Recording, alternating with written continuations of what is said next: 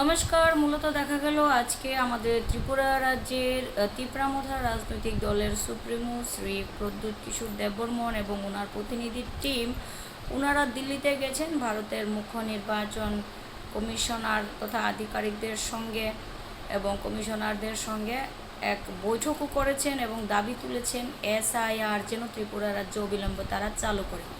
তাহলে জেনে নিন চলুন এসআইআরটা আসলে কি। এসআইআরটা আর কিছুই না, এটা হচ্ছে একটা স্পেশাল ইন্টেন্সিভ রিভিশন, যেটা ইলেকটোরাল রোল এ unique voter list verification process in India and its importance in ensuring accurate, fraud-free elections through comprehensive voter validation। অর্থাৎ তাদের বক্তব্য হচ্ছে যে ত্রিপুরা রাজ্যে নাকি ইলিগাল ইমিগ্রেন্টস তথা অনুপ্রবেশকারী বিদেশি প্রচুর আছে এবং তারা দাবি করে যে ত্রিপুরা রাজ্যে নাকি বাঙালিদের কোনো অধিকার নেই, বাঙালিরা নাকি বাইরে থেকে এসেছে বহিরাগত।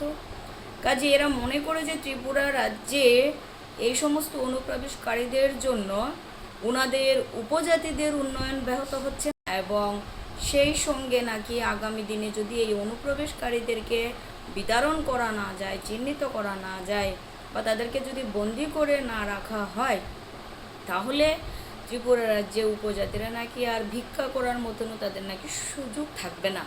এরকমই উনি আজকে সাংবাদিকদেরকে সরাসরি ইন্টারভিউতে উনি এরকমই কিছু বলেছেন।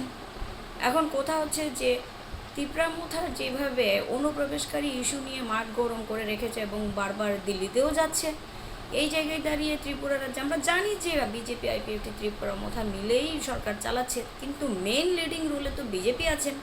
তো বিজেপি আছেন এবং ওনাদের দলের পক্ষ থেকে ডক্টর শ্রী মানিক সাহা মুখ্যমন্ত্রীর পদে আছেন দায়িত্বে। এখন কথা হচ্ছে যে মুখ্যমন্ত্রীর কনসার্ন ছাড়াই ত্রিপুরা রাজ্যকে কিভাবে সামলাতে হবে, কিভাবে গুছাতে হবে, কিভাবে বাঙালিদেরকে বিদেশি বলে চিহ্নিত করে এদেরকে খেদানো যাবে, এই সমস্ত সব রকম পরিকল্পনা প্রদ্যুৎদা কিন্তু নিয়েছেন এবং ওনার প্রতিনিধি টিম নিয়ে বারবার কিন্তু রাজ্যের রাজনীতি গরম করে রাখছেন। আর কিছু হলেই দিল্লিতে যান। আসলে ওনাদের তো টাকার অভাব নেই, টাকা আছে। আর সাম্রাজ্যবাদীদের কাছে টাকা থাকে, কারণ সাম্রাজ্যবাদীদের সাম্রাজ্যবাদ বিস্তার লাভের জন্য সকল পুঁজিপতিরাই সহযোগিতা করে। টাকা আছে, ঘুরঘুর করে চলে যায়। আর এদের একটা কথা স্পষ্ট করে বলে দিই যে তিপ্রামথা নামক রাজনৈতিক দলের সৃষ্টিই হচ্ছে বাঙালি বিদ্বেষী মনোভাবাপন্ন মানসিকতা থেকে, এবং যারা হিংসাত্মক মানসিকতা থেকে যে সকল রাজনৈতিক দলের সৃষ্টি হয়েছে তারা কখনোই সমাজের কল্যাণ করতে পারে না। তারা কথায় কথায় নিজেদের অস্তিত্ব, অধিকার, উপজাতিদের এই সেই বলে সেন্টিমেন্টের দোহাই দিয়ে যেভাবে রাজনীতি করে যাচ্ছে, আজ এটা লাগে তো কাল ওইটা লাগে, এরকম করে না একটা ডিপ্লোমেসি খেলা কন্টিনিউস করেই যাচ্ছে। অ্যাকচুয়ালি শ্রী প্রদ্যুৎদার না অবস্থানটাই এখন দুদুল্যমান হয়ে গেছে। এখন কথা হচ্ছে যে ওনাদের যেহেতু দাবি যে যারা অনুপ্রবেশকারী তাদেরকে ডিভোটার হিসেবে ইতিমধ্যেই যেন চিহ্নিত করা হয়, ভারতের নির্বাচন সদনের কমিশনাররা যেন এই পদক্ষেপ নেয় দ্রুত। সারা ভারতবর্ষ জুড়েই কিন্তু হচ্ছে। বিহারের একটা কাণ্ড আমরা দেখলাম যে হাজার হাজার মানুষ নাকি ডিভোটার।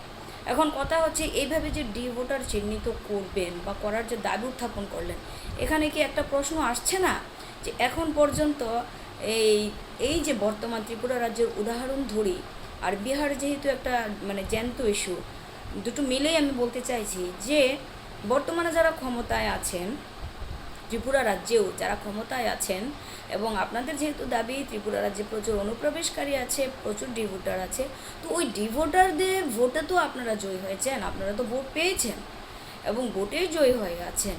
তাহলে ডিভোটার অবৈধ, আর অবৈধ ভোটারদের দ্বারা জয়ী প্রার্থীরা কি অবৈধ? তাহলে তো আপনাদেরকে পদত্যাগ করতে হয় বা এই পদ থেকে সরে যেতে হয়। সে BJP, Congress, CPIM, IPF, Tripura Motha যে দলেরই প্রতিনিধিরা হন না কেন, বিধায়ক এবং সাংসদ পদে যারাই আসীন আছেন, আপনাদেরকে এখন পদ থেকে ইমিডিয়েট সরিয়ে দিতে হয়। কারণ আমি মনে করি বা আমরা মনে করি তাহলে এই আওয়াজটা যদি আমরা তুলি এবং ভারতের নির্বাচন কমিশনার মুখ্য আধিকারিকরা যদি ত্রিপুরা রাজ্যের রেসপন্সিবিলিটি নিয়ে ডিভোটারের ব্যাপারটাকে যদি হ্যান্ডেল করতে চায়, তাহলে করুক না। আগে তো আপনারা যারা আছেন না ক্ষমতায়, আপনারা সবাই সরে যান, পথ থেকে সরে যান, নতুন করে নির্বাচন হোক। হ্যাঁ, নতুন করে নির্বাচন হোক। আর এছাড়া আপনারা নিজেরা গদিতে থেকে এইভাবে মানে বলতে পারেন না যে ডি ভোটার চিহ্নিত করো। আগে নিজেরা গদি থেকে নামো, তারপর দাবি উঠাও, যদি দম থাকে সেটা করে দেখাও।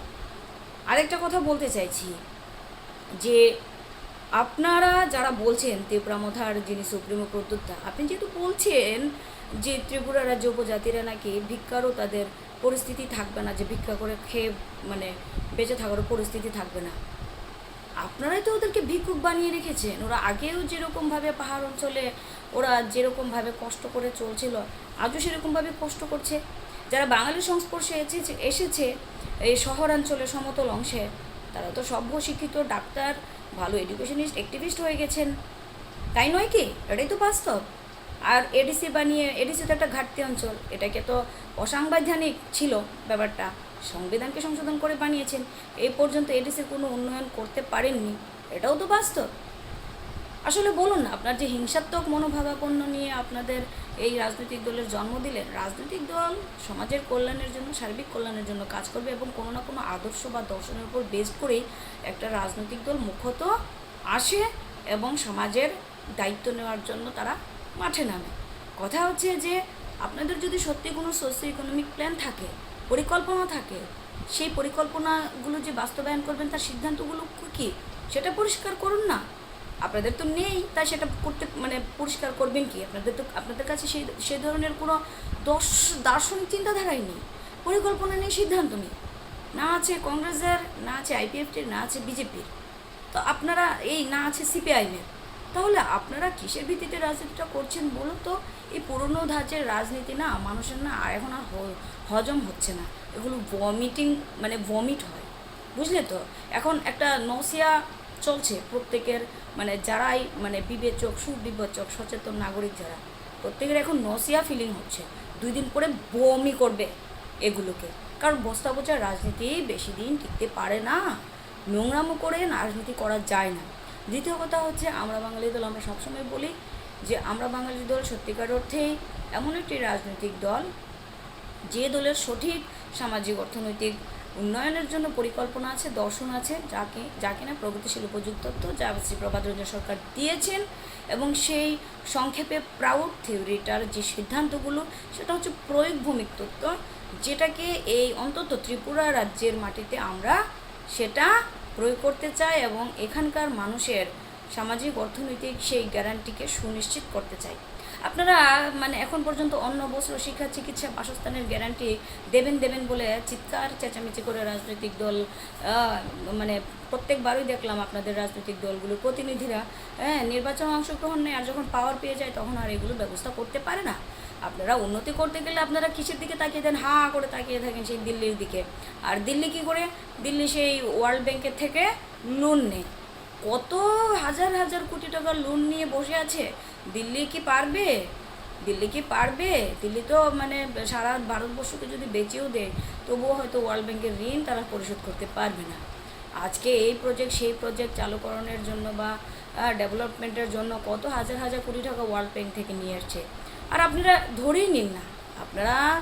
আপনাদের তো টার্গেট, বিগত দিনেও হিন্দি উর্দু সাম্রাজ্যবাদীদের টার্গেট ছিল যে বাংলার অঞ্চলে বাঙালিদেরকে খেদাও, আর সারা বিশ্বব্যাপী যেখানে যেখানে বাঙালিরা আছে ওদেরকে মারো, ওদেরকে গণহত্যা করো, ওদেরকে হয়তোবা ডিভোটার বানিয়ে বা বিদেশি তকমা দিয়ে এদেরকে ডিটেনশন ক্যাম্পে পুরো বা ঢোকাও। তাহলে কি হবে? আপনাদের জন্য সুবিধাটা হচ্ছে এই যে বাঙালিরা ঐক্যবদ্ধ থাকতে পারবে না, এদেরকে হ্যারেস্ট করে নিলে এদের শক্তি কমে যাবে এবং বাংলার যে অঞ্চলগুলোরা সেই অঞ্চলগুলা আপনারা ভোগ করতে পারবেন, শাসন করতে পারবেন, শোষণ করতে পারবেন। এটা হচ্ছে আপনাদের মানসিকতা, এবং সেই সাম্রাজ্যবাদীরা সেটাই করছে। সেটা করার জন্য আজকে দেখা যাচ্ছে যে বিভিন্ন রাজ্যে ভারতের বিভিন্ন রাজ্য থেকে বাঙালিদেরকে বাংলা ভাষাভাষী মানুষ হলেই খেদানো হচ্ছে অনুপ্রবেশকারী দেখিয়ে। কেন ভাই? প্রকৃত ইতিহাসে যাও, পেছনে যাও, আরও পেছনে যাও। বাংলার ইতিহাস না তো মুছা যাবে, না তো বাঙালিদেরকে শেষ করা যাবে। বাঙালির জনসংখ্যাটা হচ্ছে বিশ্বের দরবারে কোটি কোটি, আর যখন পরম স্রষ্টার এত সুন্দর আবিষ্কার বা সর্জন হচ্ছে মানুষ জাতি, তার মধ্যে হচ্ছে এই বাঙালি সমাজের মানুষ আরও শ্রেষ্ঠ জাতি, যারা নাকি সব জায়গাতেই অন্যায় দেখলে প্রতিবাদ করে, সে সবার জন্য প্রতিবাদ করে। আজকে ত্রিপুরা রাজ্যটার মধ্যেই বলুন না কেন, আর বাংলার সমগ্র বাংলার অঞ্চলে যারা যারা আজকে বাঙালিদের উপর আঙ্গুল তুলে কথা বলছে যে অনুপ্রবেশকারী, সেই সকলরাই কিন্তু বহিরাগত ছিল, বাইরে থেকে এসেছিল জীবিকার সন্ধানে।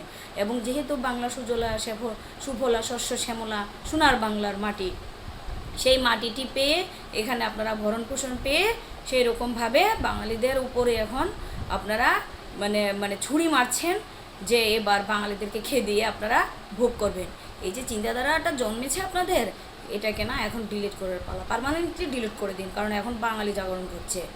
এবার বাঙালি জাগরণ ঘটছে, আর এই শোষক সাম্রাজ্যবাদী গোষ্ঠীদেরও কিন্তু আর পাত্তা পাওয়া যাবে না। আজকে যে নোংরা রাজনীতিটা খেলছেন না প্রদ্যুৎদা এবং বিজেপির যারা হর্তাকর্তারা আছেন না, আর হিন্দুর দোহাই দিচ্ছেন না, আপনারা হিন্দুর দোহাই দিয়ে কিচ্ছু করতে পারবেন না। এমন অবস্থায় আপনাদের এখন সংশোধনের মার্গে আসার পালা। যদি আপনারা নিজেদেরকে সংশোধন করেন এবং সার্বিক কল্যাণে মানে এই সমাজের কল্যাণ করতে চান, তাহলে আপনারা সংশোধনের মার্গে আসুন এবং আমরা বাঙালির আন্দোলনটাকে জানার চেষ্টা করুন। বিগত দিন থেকে আমরা বাঙালি যা যা বলেছিল বাঙালি জনগোষ্ঠী সম্পর্কে, যে বাঙালিদেরকে কীভাবে বিতাড়নের যে ষড়যন্ত্র করেছে সাম্রাজ্যবাদীরা, এগুলো কিন্তু প্রমাণ হয়ে গেছে। বিগত দিনে বহু মানুষ হাসি ঠাট্টা করেছিল, পাত্তা দেয়নি, কিন্তু আজকে আমরা বাঙালি বিগত দিনে যা যা বক্তব্য বলেছিল সবগুলো বাস্তবে প্রমাণিত হচ্ছে এবং এখন বাঙালি জাগরণও ঘটছে। আজকে তৃণমূল বা অমুক পক্ষ তমুক জাতীয়তাবাদী দলরা বাঙালি সেন্টিমেন্ট নিয়ে ঠিকই মাঠে নেমেছে, কথা বলছে, কিন্তু আমরা বাঙালি আমরা উদাত্ত আহ্বান জানাই যে বাঙালিস্তান হচ্ছে বাঙালির মাতৃভূমি এবং সেটাকে আমরা প্রাউডের সিদ্ধান্ত প্রয়োগ করে স্বয়ংসম্পূর্ণ সামাজিক অর্থনৈতিক অঞ্চল হিসেবে গড়তে চাই। কাজেই বাঙালিকে প্রকৃত অর্থে যদি স্বাধীনতা বা প্রতিষ্ঠা করতে হয়, তাহলে প্রথমে আমাদেরকে সামাজিক অর্থনৈতিকভাবে আমাদের বাঙালিস্তানের তথা বাঙালি অধ্যুষিত অঞ্চলের যে সকল মানুষরাই আছেন সকলেরই এই যে জাগতিক গ্যারান্টিগুলো সুনিশ্চিত করতে হবে। এছাড়া বিকল্প নেই, কারণ শুধু হাওয়ায় জয় বাংলা আর আমরা বাঙালি জিন্দাবাদ বললে কাজ হবে না। বাস্তবের মাটিতে সেটাকে আমরা প্রয়োগ করে সামাজিক অর্থনৈতিক অঞ্চল স্বয়ংসম্পূর্ণভাবে সেটাকে আমাদের গড়ে তুলতে হবে এবং বিশ্বের মানুষকে পথ দেখাতে হবে। কারণ সাত্ত্বিকী শান্তি প্রতিষ্ঠার এবং বিপ্লবের অগ্রদূতই হচ্ছে আমরা বাঙালি। আর আমরা বাঙালি এই জায়গায় সবাইকে আহ্বান জানাচ্ছে যে এখনও আমাদের কোনো কিছুই হারায়নি। আমরা যদি ঐক্যবদ্ধ হই, আমরা মহান কিছু সত্যি বাস্তবে রূপ দিতে পারবো এবং সবাইকে নিয়ে ভালোভাবে এই পৃথিবীকে এগিয়ে নিয়ে যেতে পারবো। সবাই খুব ভালো থাকুন। সামাজিক অর্থনৈতিক দেশের প্রাউড জিন্দাবাদ। আমরা বাঙালি জিন্দাবাদ। ধন্যবাদ, নমস্কার।